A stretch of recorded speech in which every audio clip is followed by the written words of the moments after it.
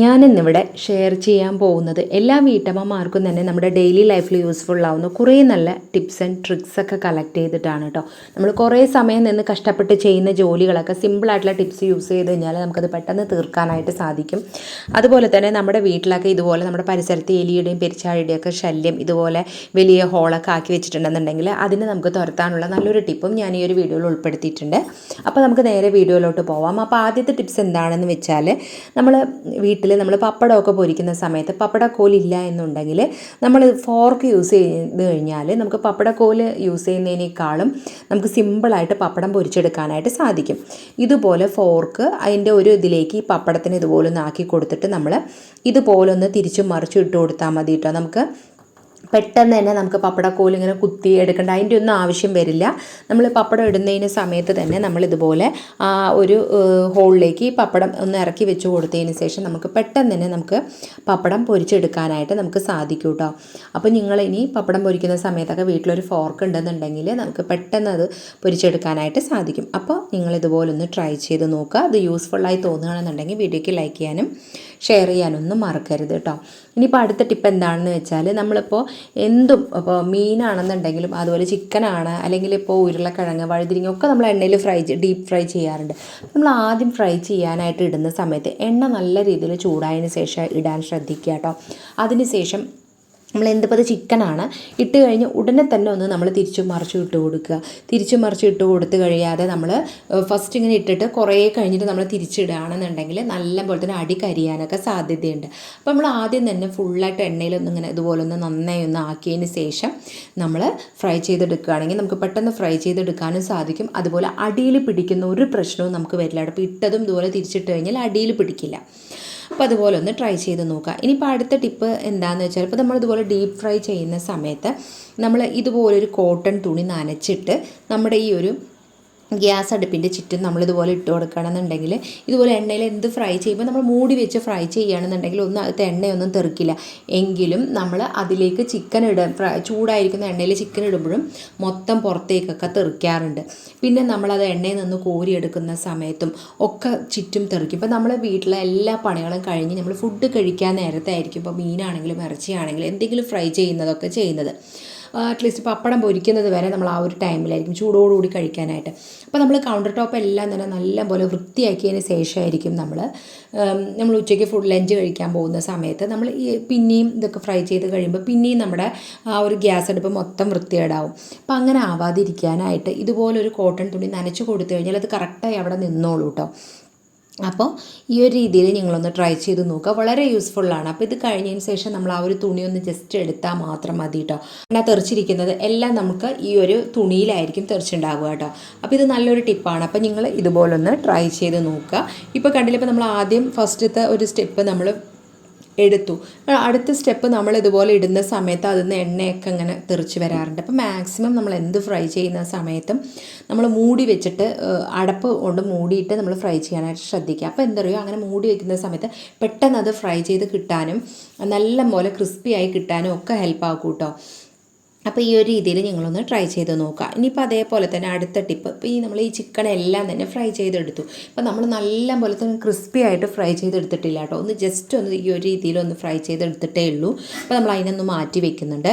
എന്നിട്ട് നമ്മൾ ഈ ഒരു എണ്ണയുണ്ടല്ലോ, ഈ എണ്ണ നമുക്ക് ഫുള്ളായിട്ട് വേണ്ട. അപ്പോൾ ഇതിൻ്റെ പകുതി നമ്മൾ മാറ്റിയതിന് ശേഷം ബാക്കിയുള്ള കുറച്ച് എണ്ണ മാത്രം മതി കേട്ടോ.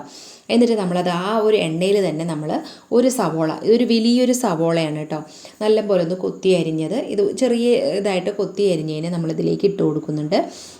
ഈ ഒരു സവോള ഇട്ട് നമ്മളൊന്ന് വഴറ്റി കൊടുക്കുക. ഈ സവോളയുടെ കൂടെ തന്നെ നമ്മൾ തേങ്ങാക്കൊത്തും കൂടി ഇട്ട് കൊടുക്കുന്നുണ്ട് കേട്ടോ. അപ്പോൾ ഒരു തേങ്ങാമുറിയുടെ പകുതിയാണ് എടുത്തിരിക്കുന്നത്. ആ ഒരു തേങ്ങാക്കൊത്തും കൂടി നമ്മൾ ഇതിലേക്ക് ഇട്ട് കൊടുക്കുക. കാരണം ഇത് നല്ല പോലെ തന്നെ ഒന്ന് ഫ്രൈ ആയി കിട്ടണം. തേങ്ങയും അതുപോലെ നല്ല ഈ ഒരു സവോള വഴറ്റിയെടുക്കുന്ന രീതിയിൽ തന്നെ നമുക്ക് നല്ലോണം ഒന്ന് ഫ്രൈ ആയി കിട്ടണം കേട്ടോ. അപ്പോൾ ഇത് രണ്ടും കൂടി ചേർന്നിട്ട് നമുക്ക് നന്നായി തന്നെ ഒന്ന് ഫ്രൈ ചെയ്തെടുക്കാം. അപ്പോൾ നമ്മൾ പിന്നെ ചേർത്തിരിക്കുന്നത് ക്യാപ്സിക്കം ഏറ്റവും ലാസ്റ്റ് നമ്മൾ ചേർത്ത് കൊടുത്താൽ മതി കേട്ടോ.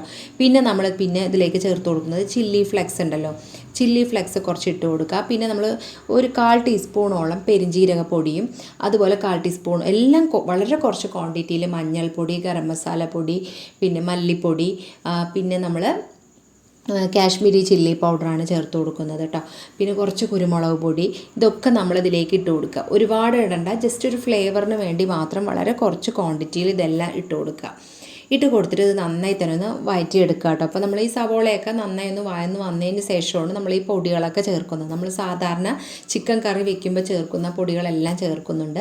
കാശ്മീരി ചില്ലി പൗഡർ മാത്രം കുറച്ച് ഇട്ട് കൊടുക്കുന്നുണ്ട് കേട്ടോ. ഒരു 1/2 ടീസ്പൂണോളം തന്നെ ഇട്ട് കൊടുക്കുന്നുണ്ട്. പിന്നെ ഇതിലേക്ക് ആവശ്യത്തിനുള്ള ഉപ്പും കൂടെ ചേർത്ത് കൊടുക്കാം. പിന്നെ ചേർക്കേണ്ടത് ചിക്കൻ മസാലയാണ് കേട്ടോ. ഇത് നമുക്കിത് നന്നായി തന്നെ ഒന്ന് വഴറ്റിയെടുക്കാം.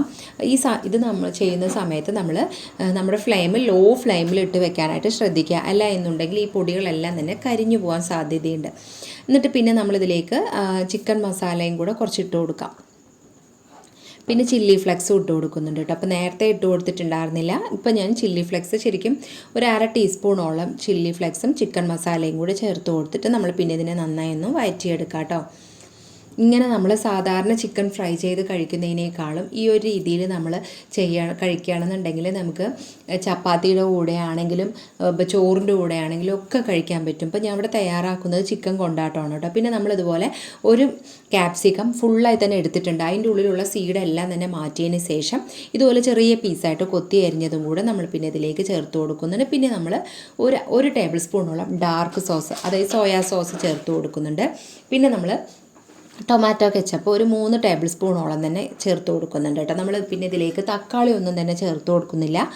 നമ്മൾ തക്കാളി ചേർത്ത് കൊടുക്കേണ്ട ആവശ്യമില്ല കേട്ടോ. പിന്നെ നമ്മൾ ഈ ഒരു ടൊമാറ്റോ കെച്ചപ്പും കൂടെ ചേർത്ത് കൊടുത്തിട്ട് പിന്നെ ഒരു 1/4 ടീസ്പൂണോളം തന്നെ ഇഞ്ചി വെളുത്തുള്ളിയുടെ പേസ്റ്റ് ഉണ്ടല്ലോ, എല്ലാം വളരെ കുറച്ച് ക്വാണ്ടിറ്റിയിൽ മതി കേട്ടോ. അതും കൂടെ ചേർത്ത് കൊടുത്തിട്ട് നന്നായി ഒന്ന് വഴറ്റിയെടുക്കാം. ടൈമിൽ നമ്മൾ ഫ്ലെയിം കുറച്ച് വെക്കണം കേട്ടോ. പിന്നെ നമ്മളിതിലേക്ക് ഒരു 1/2 ഗ്ലാസ്സോളം വെള്ളം ഒഴിച്ചു കൊടുക്കുന്നുണ്ട് കേട്ടോ. 1/2 ഗ്ലാസ്സിലും താഴെയായിട്ടാണ് ഒഴിച്ചു കൊടുത്തിരിക്കുന്നത്. ഇനി നമുക്ക് ഫ്ലെയിം ഒന്ന് കൂട്ടി വെച്ച് കൊടുക്കാം. ഇത് നന്നായി ഒന്ന് തിളയ്ക്കട്ടെ. പിന്നെ നമ്മൾ ഫ്രൈ ചെയ്ത് വെച്ചിരിക്കുന്ന ചിക്കൻ ഉണ്ടല്ലോ, നമ്മൾ ആ ചിക്കനും കൂടി നമ്മളിതിലേക്ക് ചേർത്ത് കൊടുക്കുന്നുണ്ട്. ഇത് ചിക്കൻ കൊണ്ടാട്ടമാണ് തയ്യാറാക്കുന്നത് കേട്ടോ. ചിക്കൻ കൊണ്ടാട്ടത്തിൽ നല്ല ഒരു സ്പൈസി ആയിരിക്കും, കാരണം നല്ല എരിവുണ്ടാകും. അപ്പോൾ നമ്മൾ ചില്ലി ഫ്ലെക്സൊക്കെ കുറച്ച് കൂടുതൽ നമ്മൾ ലാസ്റ്റൊക്കെ ഇട്ട് കൊടുക്കും കേട്ടോ.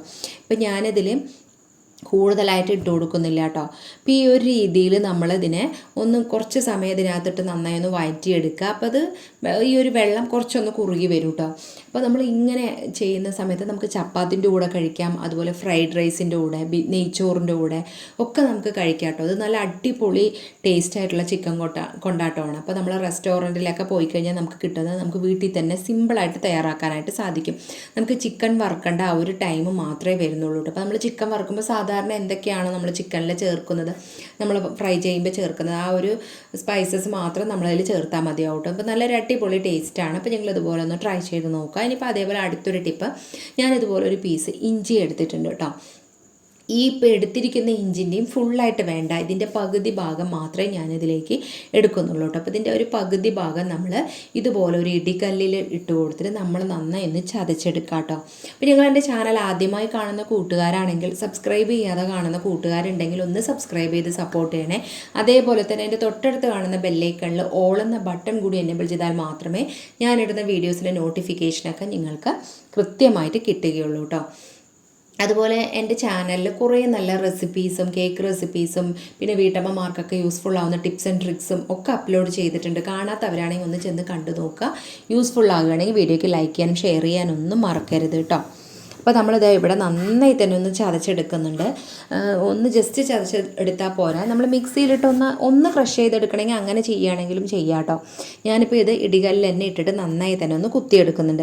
ഇത് നന്നായി കുത്തിയെടുത്തതിന് ശേഷം പിന്നെ നമ്മൾ യൂസ് ചെയ്യാത്ത വല്ല പ്ലാസ്റ്റിക് പാത്രം, അല്ലെങ്കിൽ നമ്മൾ കിച്ചണിൽ നമ്മൾ കുക്കിംഗ് ആവശ്യത്തിനായിട്ട് ഉപയോഗിക്കാത്ത വല്ല പാത്രം ഉണ്ടെന്നുണ്ടെങ്കിൽ ആ പാത്രത്തിലേക്ക് നമ്മൾ ഈ ചതച്ച് വെച്ചിരിക്കുന്ന ഈ ഒരു ഇഞ്ചിയുടെ കൂട്ട് നമ്മൾ ഇട്ട് കൊടുക്കാം കേട്ടോ. ഞാനിവിടെ ഒരു പ്ലാസ്റ്റിക്കിൻ്റെ പാത്രത്തിലാണ് ഇട്ട് കൊടുക്കുന്നത്. അടുത്തതായിട്ട് ചേർക്കുന്നത് ടാബ്ലറ്റാണ്. നമ്മുടെ വീട്ടിൽ എന്ത് ടാബ്ലറ്റ് ആണെന്നുണ്ടെങ്കിലും ഡേറ്റ് എക്സ്പയർഡ് ആയിട്ടുള്ള ഏത് ടാബ്ലറ്റ് ആണെങ്കിലും നമുക്ക് ചേർത്ത് കൊടുക്കാം കേട്ടോ. ഇപ്പോൾ ഞാനിവിടെ ഒരു പനിക്കുള്ള ടാബ്ലറ്റാണ് ചേർക്കുന്നത്. അപ്പോൾ അതിന് 2 എണ്ണം എടുത്തിട്ടുണ്ട് കേട്ടോ. 2 എണ്ണം എടുത്തിട്ട് ഇതുപോലെ ഒരു ന്യൂസ് പേപ്പറിൽ വെച്ച് കൊടുത്തതിന് ശേഷം നമ്മളൊരു ഇടികല്ല് യൂസ് ചെയ്ത് ജസ്റ്റ് ഒന്ന് കുത്തി കൊടുത്തു കഴിഞ്ഞാൽ അത് നല്ല ഫൈൻ പൗഡറായിട്ട് തന്നെ നമുക്കത് പൊടിഞ്ഞ് കിട്ടും കേട്ടോ. ഇതുണ്ട്, നല്ല പോലെ തന്നെ പൊടിഞ്ഞ് കിട്ടിയിട്ടുണ്ട്. ഈ പൊടിഞ്ഞ് കിട്ടിയത് നമ്മൾ ഈ ഒരു ഇഞ്ചിയുടെ കൂട്ടിലേക്ക് നമ്മൾ ഇട്ട് കൊടുക്കുന്നുണ്ട് കേട്ടോ. ഇട്ട് കൊടുത്തതിന് ശേഷം ഇനി നമ്മൾ അടുത്തത് ചേർക്കുന്നത് ബേക്കിംഗ് സോഡയാണ്. ബേക്കിംഗ് സോഡ ഞാൻ ശരിക്കും 1 ടേബിൾ സ്പൂണോളം തന്നെ ബേക്കിംഗ് സോഡ ചേർത്ത് കൊടുക്കുന്നുണ്ട്. അപ്പോൾ ഇതെല്ലാം ചേർത്ത് കൊടുത്തിട്ട് ഇത് നന്നായി തന്നെ കൈ കൊണ്ടോ സ്പൂൺ കൊണ്ടോ മിക്സ് ചെയ്യുക കേട്ടോ. ഞാനിത് കൈ കൊണ്ട് തന്നെ നന്നായി ഒന്ന് ഫുള്ളായി ഒന്ന് ഇത് 3 കൂട്ടും നന്നായി ഒന്ന് മിക്സ് ചെയ്തെടുക്കുന്നുണ്ട്. ഈ ഒരു രീതിയിൽ നന്നായി ഒന്ന് മിക്സ് ചെയ്തെടുക്കാം കേട്ടോ. മിക്സ് ചെയ്തെടുത്തതിന് ശേഷം പിന്നെ ഞാൻ എടുക്കുന്നത് ഒരു ചെറുപഴമാണ്. ഇപ്പോൾ നമ്മുടെ വീട്ടിലൊക്കെ എപ്പോഴും പഴമൊക്കെ ഉണ്ടാവുമല്ലോ. ഇപ്പോൾ ചെറുപഴം തന്നെ വേണമെന്നില്ല, നേന്ത്രപ്പഴം ഉണ്ടെങ്കിലും ഇപ്പോൾ പഴുത്തിരിക്കുന്ന വല്ല നേന്ത്രപ്പഴമൊക്കെ ഉണ്ടെന്നുണ്ടെങ്കിൽ അതിൻ്റെ ഒരു ചെറിയൊരു പീസ് മതിയാവും കേട്ടോ.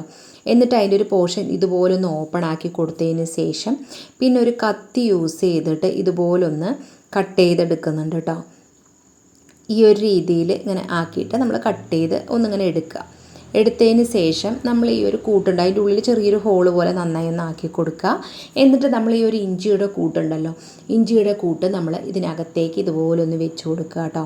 വെച്ച് കൊടുത്തിട്ട് ആ ഒരു പഴത്തിൻ്റെ കുറച്ച് പോർഷൻ നമ്മൾ ഇതുപോലെ ഒന്ന് മുറിച്ചെടുക്കുക. എന്നിട്ട് അതിൻ്റെ മേലെ ജസ്റ്റ് ഇതുപോലെ ഒന്ന് വെക്കുക. അങ്ങനെ നമ്മൾ എത്ര ഭാഗത്ത് നമ്മൾ ഇതുപോലെ ചെയ്യാൻ പറ്റുമോ അതുപോലെ നമ്മൾ ഇപ്പോൾ ഞാൻ ഈ ഒരു സ്ഥലത്തും കൂടി 2 സ്ഥലത്താണ് ഇപ്പോൾ ഞാൻ ഇതുപോലെ ഒന്ന് ചെയ്ത് കൊടുക്കുന്നത്.